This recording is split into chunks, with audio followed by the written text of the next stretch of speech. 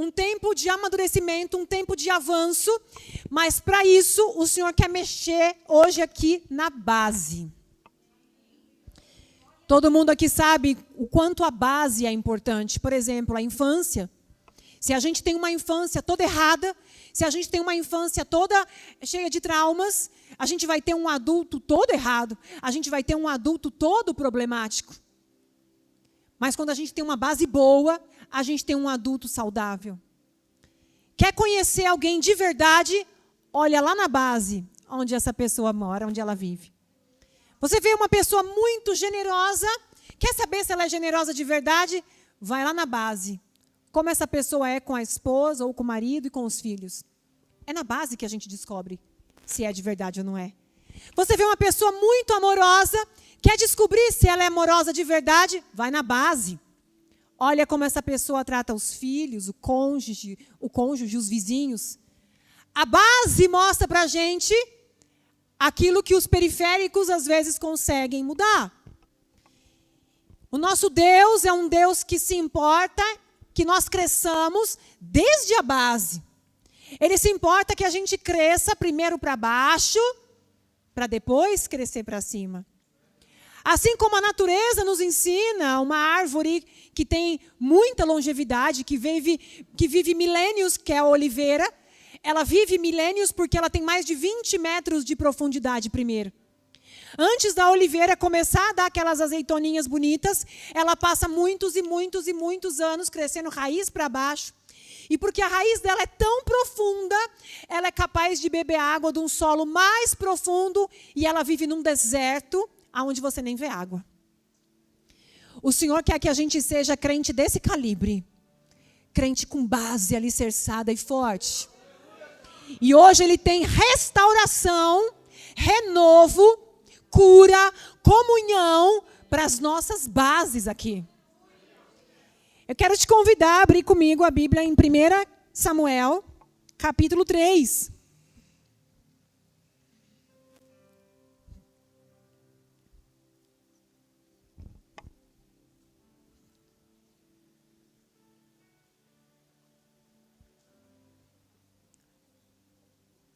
Antes de ler o capítulo 3 inteiro, nós vamos orar, amém?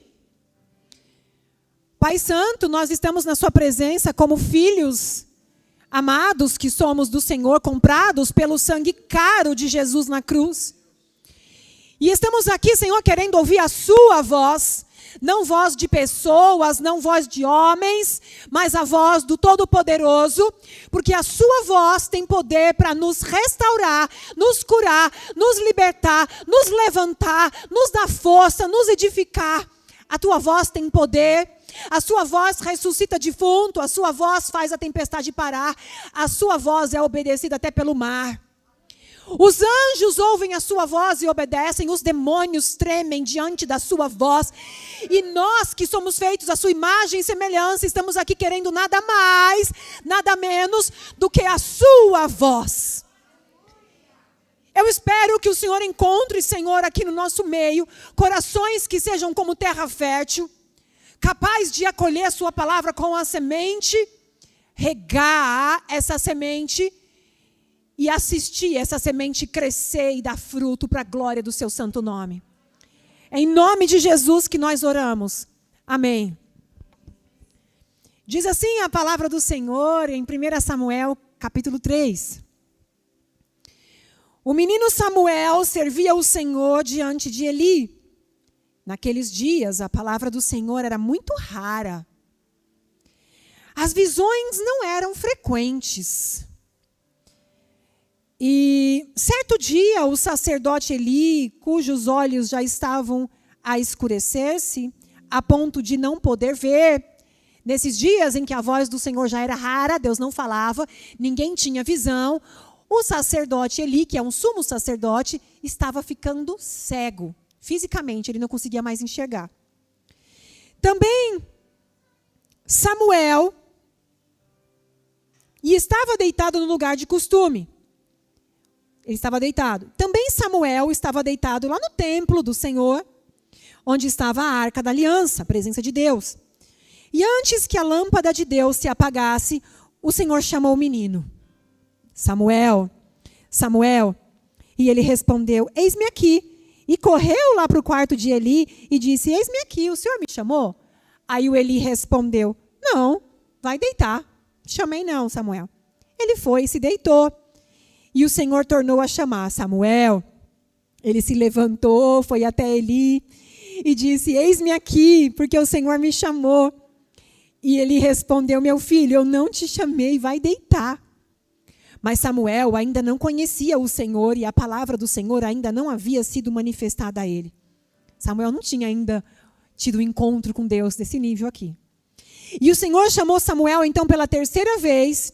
Ele se levantou, foi até Eli e disse, eis-me aqui, porque o Senhor me chamou. Agora ele entendeu que era Deus que estava chamando Samuel e disse, é o Senhor quem te chama, vai deitar, e se alguém te chamar, diga assim, fala, Senhor, porque o teu servo ouve. E Samuel então foi para o lugar e se deitou. Então o Senhor veio e ali esteve e chamou mais outras vezes, Samuel, Samuel. E ele respondeu, fala, Senhor, porque o seu servo ouve.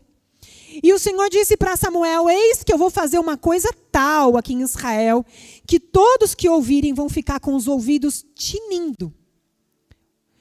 Naquele dia eu vou fazer contra Eli tudo o que eu disse a respeito da casa dele, do começo ao fim. Porque eu já disse a ele que eu julgarei a casa dele para sempre, pela iniquidade que ele bem conhecia, porque os seus filhos trouxeram maldição sobre si, e ele não os repreendeu.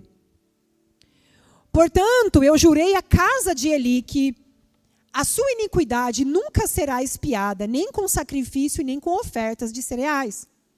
Samuel ficou deitado até de manhã e então abriu os portões da casa do Senhor, mas ele estava com medo de relatar a visão para Eli. Estava com medo de entregar o recado de Deus. Aí Eli chamou Samuel. Samuel, meu filho. Ele respondeu, eis-me aqui. Aí o Eli disse, o que foi que o Senhor te falou? Não me esconde nada. Que faça o que Deus bem quiser se você me esconder alguma coisa do que ele te falou. Então Samuel contou tudo, sem esconder nada, e disse, ele é o Senhor.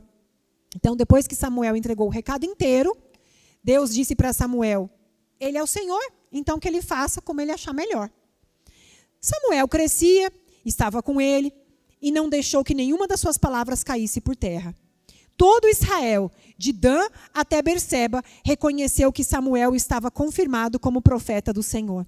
O Senhor continuou a aparecer em Siló, porque em Siló o Senhor se manifestava a Samuel por meio da palavra do Senhor. Até aqui, amém?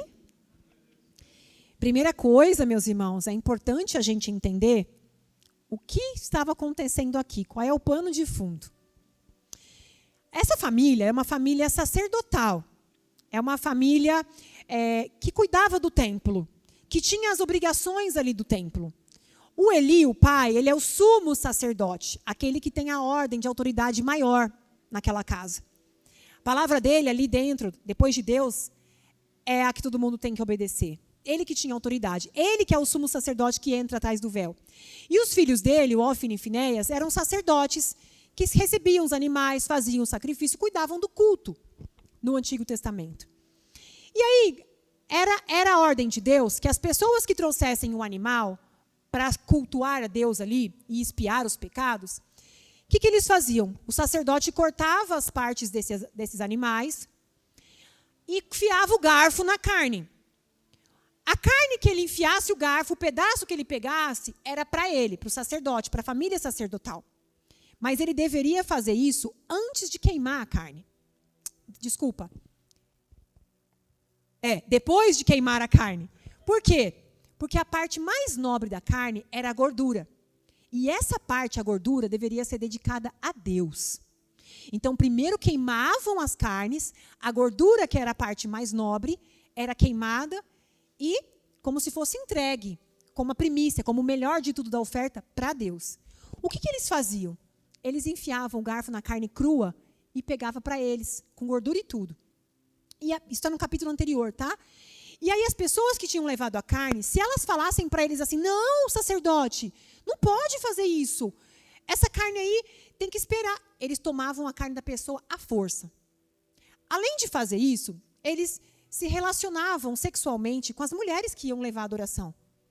Eles tinham relação sexual com as pessoas com as mulheres que iam levar a oferta para Deus. Ou seja, eles estavam levando ali o altar de Deus de uma maneira que não era para eles fazerem. E o sacerdote Eli, ele não fazia nada disso, igual os filhos faziam. Ele não fazia isso. Mas apesar dele não fazer, ele tinha autoridade para retirar os filhos da função, de impedir os filhos de ficar ali trabalhando como sacerdote.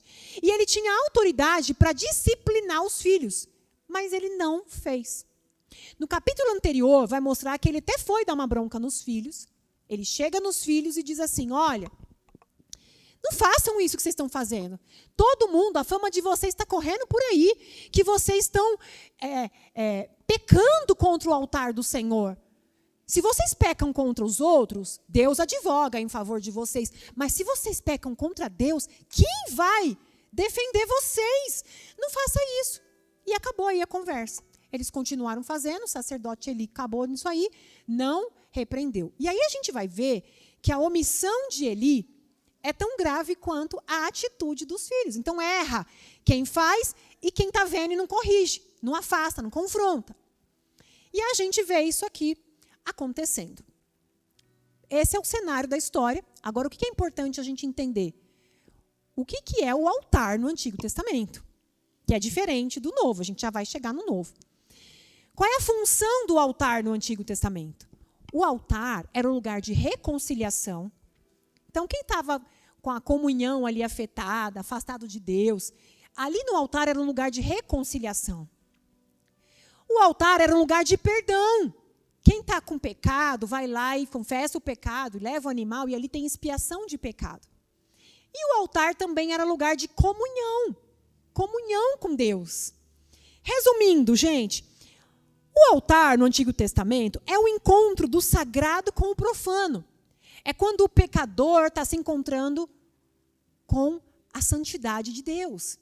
O que é isso? Isso é o culto. Isso é o culto. É o culto a Deus.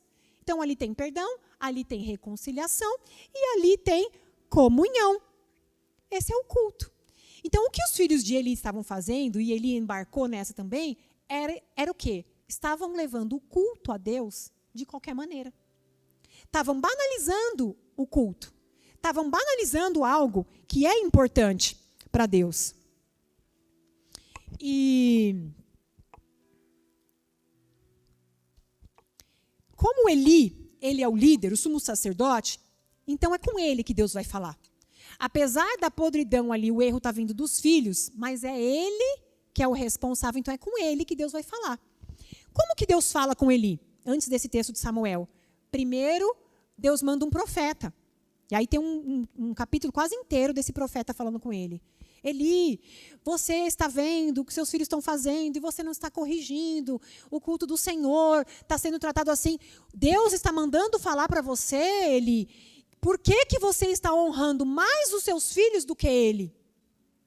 Então, primeiro Deus fala com ele através de um profeta. E ele ignora o profeta.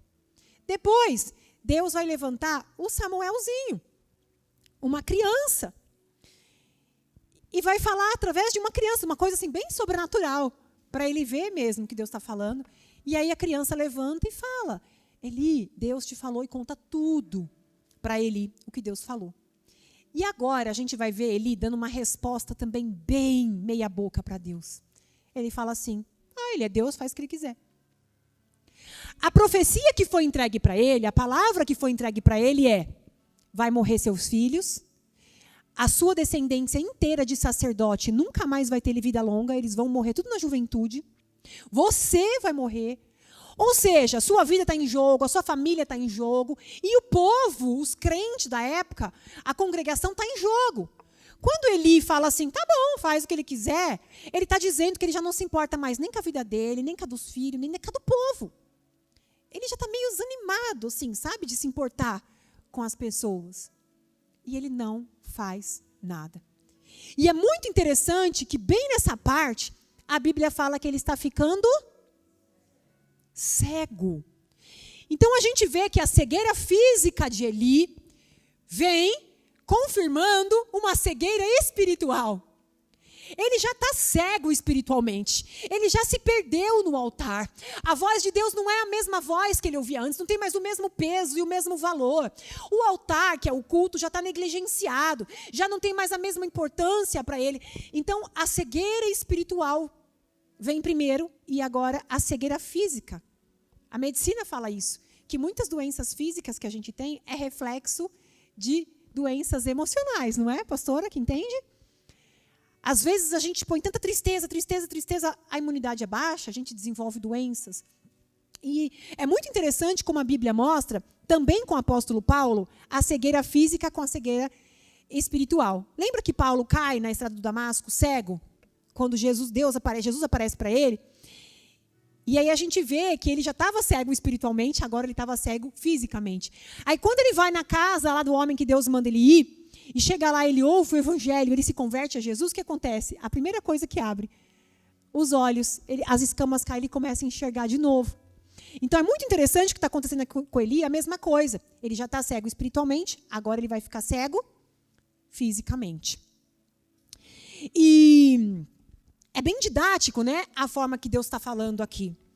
E aí a gente começa a observar a cadeia de coisas que vai acontecer na vida desse homem, as consequências que vão acontecer na vida dele, por causa dele ter negligenciado o culto dele, o altar. Então a gente vai ver que ele negligencia o altar, a família dele é afetada, o país é afetado, e a gente vai vendo que isso é uma coisa sutil e devagar. Não é de uma vez, mas Deus vai falando, e aí vai ignorando, vai se fechando os olhos, fechando os ouvidos, e aí começa a vir as consequências. Então, ele se importa mais do que com os filhos do que com Deus. Ele nem se importa mais com a vida dele e nem se importa mais com a vida de ninguém. E aí a gente para pensar, quando que nasceu esse problema no coração de Eli? Onde será que começou isso? Por que será que aconteceu isso? Gente, um homem de Deus. Um homem que criou Samuelzinho ali. O homem que orou pela Ana e profetizou que a Ana ia ter o filho. O sumo sacerdote escolhido por Deus. E aí a gente percebe que duas coisas acontecem.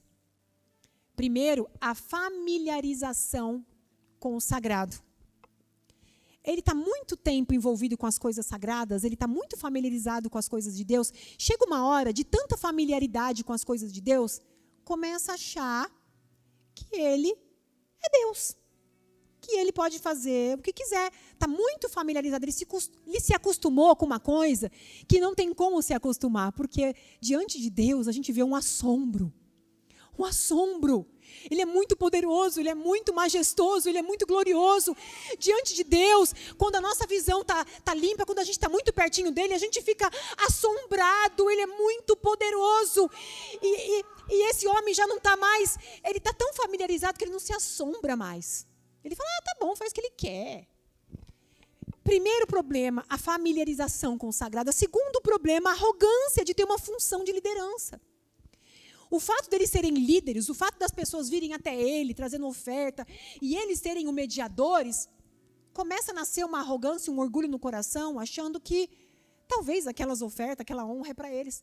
Eles se acham no direito de transar, de ter relação sexual com as mulheres que vinham trazer oferta para Deus. O culto é para Deus. A adoração era para Deus. As ofertas eram para Deus. Eles estavam comendo as carnes, eles estavam distorcendo, deturpando, manchando as coisas que não eram para eles, eram para Deus. Eles estavam se sentindo dono das coisas que eram de Deus. Sabe o que eles chegaram a fazer? E aí foi a ruína deles de vez. Teve uma guerra, Israel começou a perder a guerra, Israel começou a morrer na guerra. Eles pegaram a arca da aliança que ficava dentro do tabernáculo, que representa a presença de Deus, e eles levaram para o meio da guerra, como se Deus fosse um amuleto de sorte, como se eles dissessem assim, eu determino, Deus, faz isso. Eles levaram a arca, dizendo, agora Deus está aqui na arca, nós vamos ganhar as guerras. Sabe o que Deus fez? Deus respondeu, vocês não determinam nada, quem determina sou eu. Eles perderam a guerra, Eles morreram todos. Hófni e Finéias foram assassinados, os filhos de Eli. E quando a notícia... E os filisteus roubaram a Arca da Aliança, que é a coisa mais grave para um judeu, é isso. Até hoje eles tentam encontrar. Porque a presença de Deus estava ali. Então a notícia chega lá para o sacerdote Eli.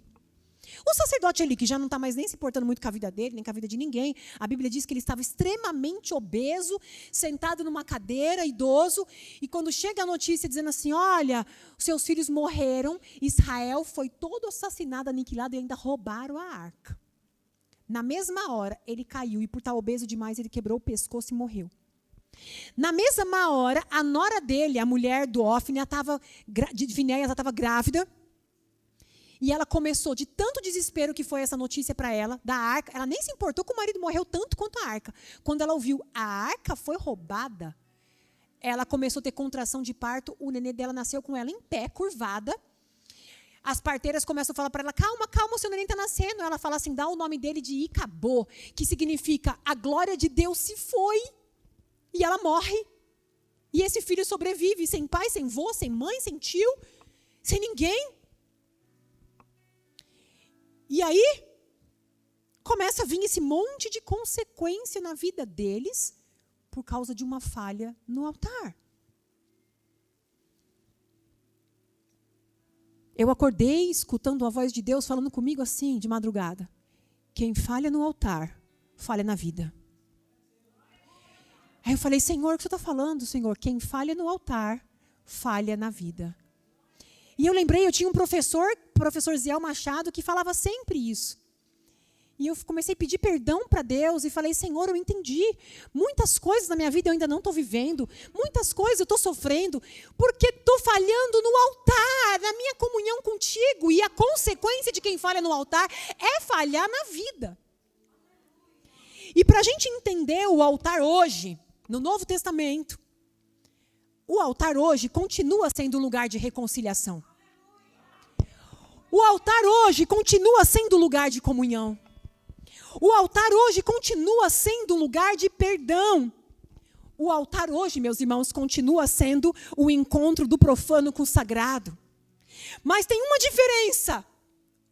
O altar agora é a gente. Não é mais um lugar cheio de pedra com fogo. Você não tem mais que trazer bicho para matar. Não tem mais a figura de uma família específica que vai queimar o seu animal, colocar garfo, tirar garfo. Quem administra o altar, esses encontros, as reconciliações, a comunhão, quem opera tudo isso somos nós, junto com o Espírito Santo. Agora é individual. Nós podemos até prestar culto coletivo aqui. Só que na nossa casa, cada um tem um altar a prestar conta diante de Deus. O nosso sumo sacerdote, o sacerdote supremo, aquele que veio da ordem de Melquisedeque, que é rei e sacerdote ao mesmo tempo, que é Jesus Cristo, ele rasgou o véu e ele se fez sacerdote por nós, de tal maneira que nós agora temos acesso a esse Deus. Esse encontro, essa entrega agora é feita pessoalmente dentro de cada um de nós. E Pedro vai dizer na primeira carta dele, que por causa do sacrifício de Jesus na cruz, nós agora recebemos esse título de sacerdotes reais. Diante de Deus, Jesus é o nosso mediador, mas diante do mundo nós carregamos uma missão, que é apresentar Deus para o mundo e apresentar o mundo para Deus. Essa é a nova identidade que nós recebemos, povo santo, separado. Propriedade exclusiva, comprado pelo sangue de Jesus. E sacerdócio real, alguém que tem missão na terra. Para quê? Pedro vai dizer, para mostrar as virtudes para o mundo daquele que nos transportou das trevas para a sua maravilhosa luz. O altar é o nosso interior. O sacerdote supremo nos fez altares diante de Deus. Não tem mais animal, não tem mais gordura de uma carne de verdade, mas esse culto agora acontece diariamente na nossa intimidade agora, pessoal, com Deus. E agora não tem mais como a gente pôr culpa em ninguém. Não tem mais como a gente terceirizar a responsa. Porque agora nós somos altares. Nós somos aqueles que carregam a presença simplesmente do Espírito vivo de Deus. Aleluia. Isso significa que a nossa vida na terra, o que a gente faz no altar, a nossa comunhão com Deus, o nosso altar, vai afetar a nossa vida, a nossa família, a nossa igreja e as pessoas que estão ao nosso redor. Isso continua acontecendo. O meu altar, a forma como eu cultuo a Deus, a forma como eu tenho a minha relação, a minha intimidade com Deus, afeta totalmente a minha vida. Afeta a vida da minha família, afeta a vida da minha igreja.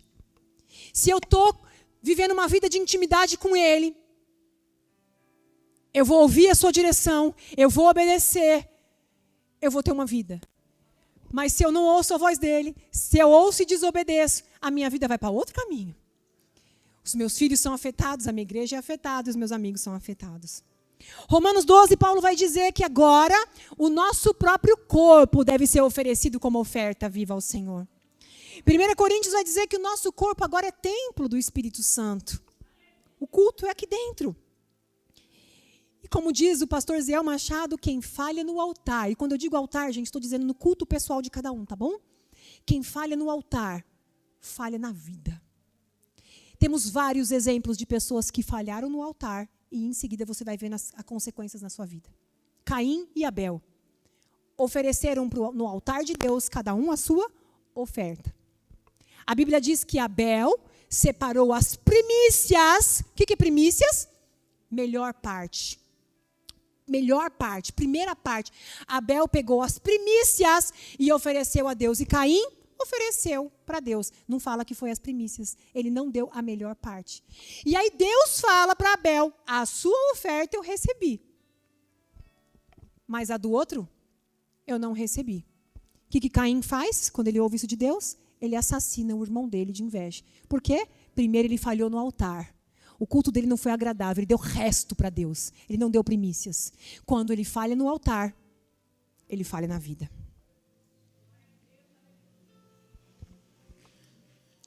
O que acontece com o rei Saul? O profeta não chega para fazer a oferta ali no altar. Ele não podia fazer porque ele não era sacerdote. Ele mete a mão lá e faz o sacrifício. O profeta Samuel chega na mesma hora. Esse aqui, que é pequenininho, já está grande. Ele chega lá para o rei Saul e fala, nesse momento você acaba de perder o seu trono. Deus escolheu um outro rei já, que é obediente a ele. Ele errou no altar. Agora você vai ver a consequência na vida dele. Não ouviu a voz de Deus, negligenciou o culto, negligenciou a obediência, relativizou a ordem de Deus, a consequência vem na vida. Então, o que fica para nós refletirmos hoje aqui, e a gente já vai chegar na parte da graça que Deus tem para nós, a gente fazer uma reflexão de como é que está o nosso altar. Como é que está o nosso altar de tudo que nós damos para Deus? Será que nós estamos dando a melhor parte? Ou será que a gente está comendo as gorduras? Quando eu entrego um tempo para Deus de oração, eu entrego para Ele o melhor tempo, o tempo que eu estou melhor da cabeça, que eu estou melhor de concentração. Eu dou para Ele a melhor parte do meu tempo de oração? Ou eu estou pegando o melhor tempo, a gordura para mim, e deixando o melhor tempo para os meus prazeres, para satisfazer a minha carne, e dou o resto que sobra para Deus? Como é que está o nosso altar? Muitas vezes a gente ouve muitas vozes, o tempo todo a gente ouve vozes. E a gente vai seguindo a ordem do chefe, a ordem do patrão. Eu tenho 3 empregos, eu escuto ordem o dia inteiro. É de um, é do outro, eu tenho e-mail de um, do outro. E eu vou administrando o tempo ali. É muita gente dando ordem. E eu escuto e eu obedeço, aquele que tem mais prioridade. Onde será que está a voz de Deus? Será que eu dou a primícia para Ele? Será que quando a voz dele fala eu paro tudo e é tudo, e o que ele fala é absoluto? Ou será que primeiro eu tenho que ouvir as outras vozes e depois, quando sobrar um tempinho na hora que eu deito, eu vou ouvir a voz de Deus? É fácil a gente condenar Ófine e Finéias, que pegava a parte que era de Deus, mas é bem fácil a gente se distrair e não perceber que a gente faz a mesma coisa quando a gente entrega o resto das coisas para Deus e não a primícia, a melhor parte para Ele. Nós falamos no telefone, a gente vai nas redes sociais, a gente liga para um, liga para outro. Que hora que a gente liga para Deus? Quando alguém manda uma ameaça, a gente se treme de medo. Quando alguém tem inveja, a gente sai de perto. A gente se importa, a gente paralisa. Às vezes a gente até deixa de avançar com um sonho que a gente tem por causa de uma crítica de uma pessoa. Nosso coração se aterroriza, a gente fica com medo, a gente deixa de fazer o que a gente quer fazer por causa de uma crítica. E quando Deus fala, a voz dele tem peso assim? Quando Deus fala, a gente para tudo, a gente desiste quando ele manda desistir, a gente avança quando ele manda avançar. Que peso tem a voz de Deus? Será que ela é a voz absoluta? Que primeiro a minha obediência é para ele, o meu melhor tempo de qualidade é para ele, a melhor adoração é para ele? Ou será que eu estou comendo as gorduras e estou dando para ele o que sobra? Como é que a gente sabe disso? Se o nosso altar está precisando ser restaurado hoje aqui. Porque um sinal que acontece com a gente de um altar deficiente é a cegueira. É a gente começar a já não mais ouvir a voz de Deus. A Bíblia diz que era raro a voz de Deus. Não tinha mais visões e revelações. Quando começa a ficar escasso, quando a gente não ouve mais, quando as profecias e as promessas que Deus fazia com a gente pessoalmente ficou lá no passado, quando eu tenho que lembrar de coisas de 4, 5 anos atrás para lembrar que Deus falava comigo, e não hoje de manhã ou ontem, significa que o altar está cheio de rachaduras e precisa ser restaurado, porque Deus tem palavra todos os dias para a nossa vida. Deus tem água viva, água nova, pão fresco, todos os dias para a nossa alma. Deus tem palavra de vida eterna todos os dias para a nossa vida. Deus tem renovo todos os dias para nós. Deus tem encorajamento todos os dias para a nossa vida. Deus tem correção todo dia para a nossa vida. Todo dia tem fogo do Espírito para a nossa vida. A gente só não percebe isso quando a gente começa a roubar aquilo que é dele e dar para outras pessoas ou comer a parte que era dele. A gente começa a perder a visão, começa a não ouvir mais a voz, a não sentir mais a presença, não tem mais nada. Até que o temor se vai. E aí então, é só uma questão de tempo. E a gente vai ver a nossa vida contar isso. As nossas emoções começam a contar quando o altar está rachado. É angústia, é ansiedade excessiva, é tristeza, é preocupação, é medo, é tudo excessivo. Porque quando a gente falha no altar, a gente falha na vida. As nossas emoções começam a contar. Coisas que a gente não tinha medo, começa a ter medo. Coisas que a gente acreditava, não acredita mais. A pessoa que era para evangelizar passou, não consegui falar, fiquei com 1000 pensamentos, pensando, mas se, não falei. As emoções revelam. A vida dos filhos revela. O casamento revela. As finanças revelam também. Comecei a comer a gordura que era de Deus, não dou mais nada na obra do Senhor. Não abençoo mais a casa do Senhor. O lugar onde sai palavra para as pessoas, não dou mais. Porque tem culto online, está dando conta de pagar as despesas. Todas as gorduras que a gente vai pegando para nós, o altar vai sendo rachado. E a nossa vida vai contando isso. As consequências que a gente vai vivendo, as insatisfações da alma. Alguém que está com o altar rachado, alguém que já não tem mais intimidade com Deus, é alguém insatisfeito. Não consegue mais ter alegria, não consegue mais ter prazer na vida. Nada está bom, nada está bom, nada está bom, nada é suficiente. Vou comprar isso melhor. E não adiantou, ainda estou... Não, vou melhorar esse outro.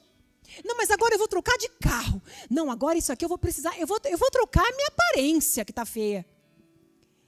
E aquele saco sem fundo, que nunca tem satisfação, nunca foi por essas coisas a satisfação. Isso tudo, essa insatisfação, aquilo que nada é suficiente, é reflexo de alguém que está falhando no altar. A família de Eli não cuidou bem do altar e a vida deles foi ladeira abaixo. mas eles morreram. E a obra de Deus faliu? Fechou o tabernáculo? Não. Deus levantou uma criança com coração obediente. O Samuel da Ana. O Samuel da Ana, ele está lá vestido de vestes sacerdotais. Ele vai ser o maior juiz por um período mais longo na história de Israel.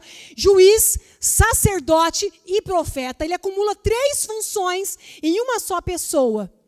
Porque Deus não precisa de diploma e de capacidade nossa. Ele precisa de obediência, de alguém que leva o altar a sério, de alguém que tem calibre, é alguém que olha para o altar e fala, isso aqui é sério para o meu Deus.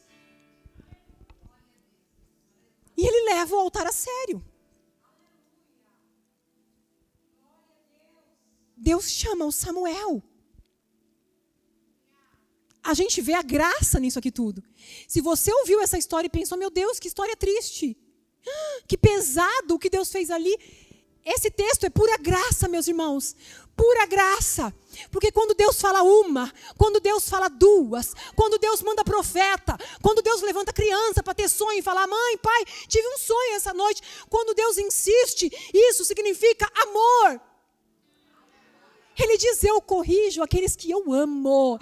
Correção é amor, amor, amor. Sabe o que é terrível? Terrível não é Deus corrigir a gente. Terrível é Deus parar de falar com a gente. Terrível é Deus silenciar. Terrível é Deus virar a face a nosso contrário. Isso é terrível, isso é desesperador. Mas quando Ele está falando, quando Ele está insistindo, quando Ele está chamando, isso é graça, favor não merecido, isso é amor. E o Antigo Testamento está cheio de graça, correção é graça. E hoje, meus irmãos, todos os dias, Deus nos chama. E nessa noite Ele está nos chamando para restaurar o nosso altar. Ele quer nessa noite limpar o nosso altar. Ele quer nessa noite nos ensinar a entregar para Ele as primícias, a melhor parte. Não é porque Ele precisa de nada que é nosso. Ele não precisa do nosso dom, do nosso talento, nem do nosso amor. Ele é absoluto e pleno nele. Mas é porque Ele ama tanto a gente. E Ele sabe que não existe satisfação plena para a sua vida e para a minha vida se não for com o altar arrumado na presença dEle. Ele sabe que você vai gastar a maior grana e você não vai achar em nenhum lugar para comprar alegria, paz. Sabe por quê? Porque quem fabrica isso é o Espírito Santo. A Bíblia diz que isso é fruto do Espírito. Ele não está, um Deus mimado, eu quero você aqui orando todo dia 5 da manhã porque eu preciso da sua primícia. Não! Ele quer que a gente vá para esse lugar de primícia com Ele porque Ele quer te dar. Ele quer te ver feliz e Ele sabe que tudo que você tem de ideia de felicidade é falsa felicidade. Ele fabrica o ser humano e Ele fabrica tudo que o ser humano precisa. O fabricante do carro, da marca do carro, não faz todas as peças do carro? Tudo. Aí quebra uma peça, você vai lá no fabricante e compra uma peça. O nosso fabricante, que é Deus, o nosso Criador, Ele sabe tudo que a nossa alma, o nosso espírito e o nosso corpo precisa. E Ele fabrica. É fruto do Espírito Santo paz, alegria, mansidão, domínio próprio, fidelidade, benignidade, bondade, lealdade. Tudo isso é fabricado pelo Espírito Santo, mas Ele fabrica quando a gente vai lá no altar e diz, eis-me aqui, tem uma coparticipação nossa com o Espírito Santo. Nós somos o altar de Deus. E nós temos um Deus grandioso demais para contemplar.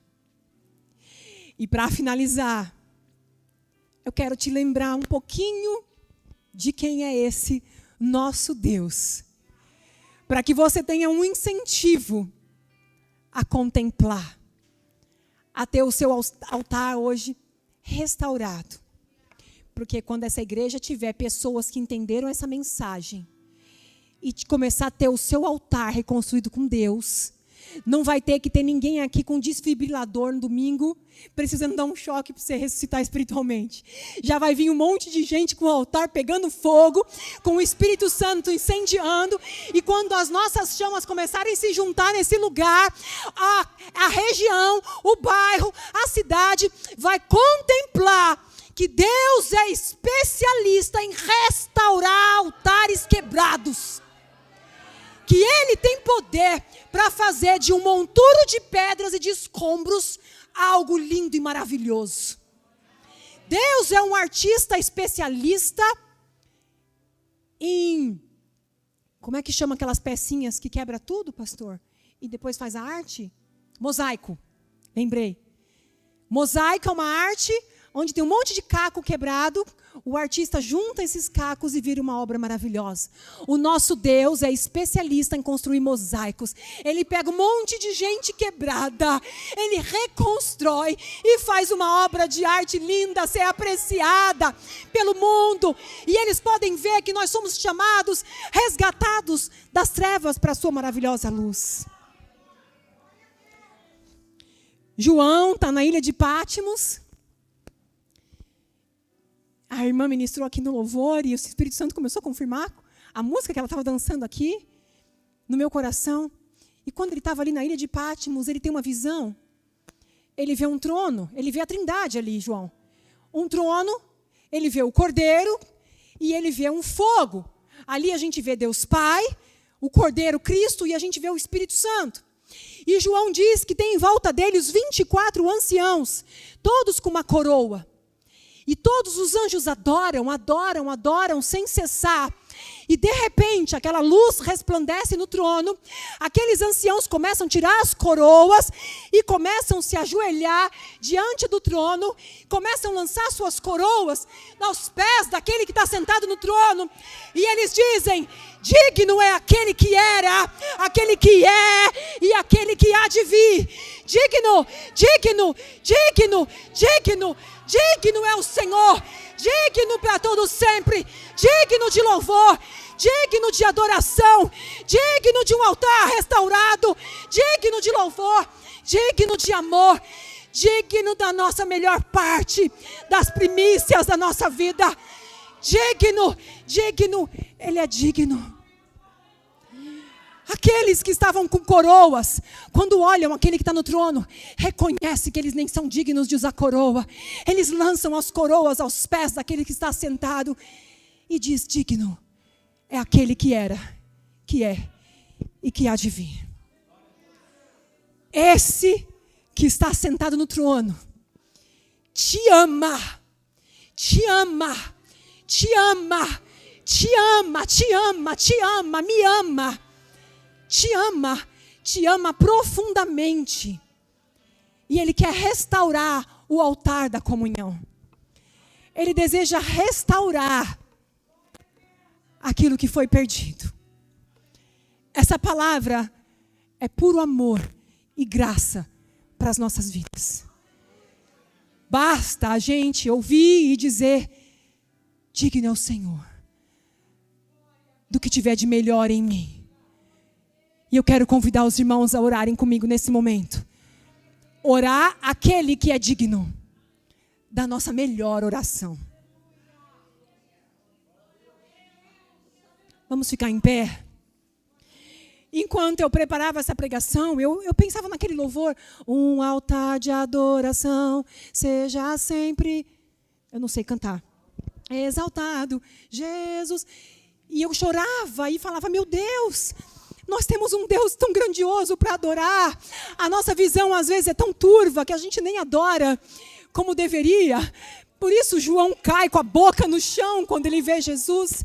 A minha oração, igreja, é para que todos aqui nessa noite venham ter um assombro com a presença dele hoje aqui. Que ele venha te assombrar com a majestade, com a glória e com o poder dele hoje aqui. Fecha seus olhos e entrega a sua melhor porção, a sua melhor oração, o seu melhor louvor. Pai, diante de Ti estamos essa noite aqui, celebrando essa igreja, 16 anos aqui nesse lugar. E entregando a nossa vida para o Senhor mexer na base, na base que é os nossos corações, de cada um que está aqui. Rico em graça e rico em misericórdia. Nós queremos ter o nosso altar restaurado essa noite aqui. Restaura a nossa comunhão. Perdoa os nossos pecados. Perdoa os nossos pecados. Perdoa, Senhor, porque muitas vezes temos comido a gordura da carne. Temos tirado a melhor parte para nós mesmos. Para nos alimentar a nós mesmos. Perdoa, Senhor, porque temos negligenciado e entregado o resto para o Senhor. Quando na verdade tudo é teu. Tudo é para o Senhor. Ah, Senhor, onde o Senhor encontrar um coração aqui hoje, desejoso por se reconciliar contigo. Onde o Senhor encontrar alguém aqui hoje que já não sente mais o primeiro amor.